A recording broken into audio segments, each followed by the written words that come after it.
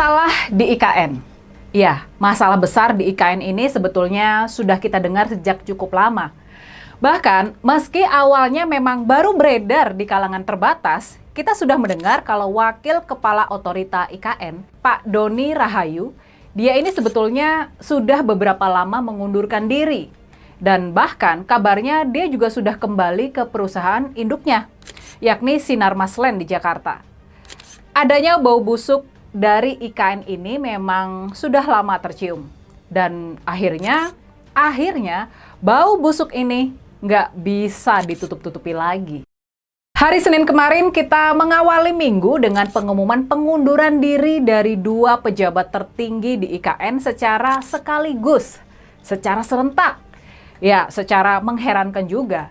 Pak Bambang Susantono, Kepala Otorita IKN, dan Pak Doni Rahayu, Wakil Kepala Otorita IKN, keduanya akhirnya resmi mengundurkan diri. Pastinya akal sehat kita mengatakan nggak mungkin nggak ada apa-apanya. Nggak mungkin nggak ada yang benar-benar berbau busuk di balik pengunduran diri serentak dari Kepala dan juga Wakil Kepala IKN ini. Pasti di balik semua ini ada masalah yang sangat besar. Mungkin saja masalah ini bahkan terkait dengan pelanggaran hukum. Atau paling enggak ada potensi pelanggaran hukum yang benar-benar besar.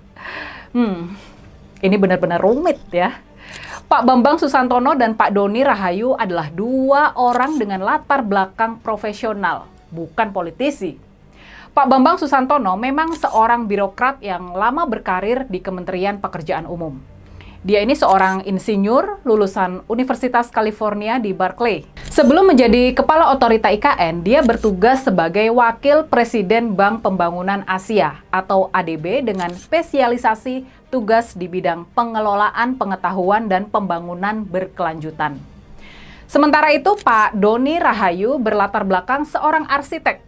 Sebelum ditugaskan di IKN, dia menjabat sebagai Managing Director di Sinarmas Land, pengembang kawasan kota modern BSD, kawasan Bumi Serpong Damai di bagian barat Jakarta.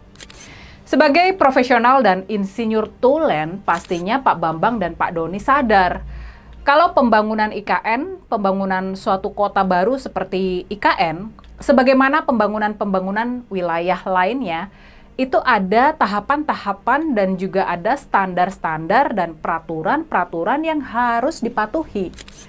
Ada prasyarat-prasyarat teknis yang nggak bisa diterabas, nggak bisa gerusa-gerusu.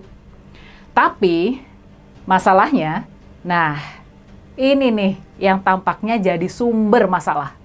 Masalahnya mereka punya atasan, mereka punya klien yang suka gerasa-gerusuk, mereka punya klien yang nggak sabaran. Mereka punya atasan yang benar-benar kesusu. Mereka punya atasan yang juga suka menekan-nekan. Atasan mereka itu adalah Presiden Joko Widodo dan juga menteri andalannya yang bernama Basuki Hadi Mulyono. Nah, Pak Jokowi ini benar-benar pimpinan yang sekarang ini terasa benar serba gerusa-gerusunya. Dia ingin bisa berkantor di IKN di bulan Juli besok.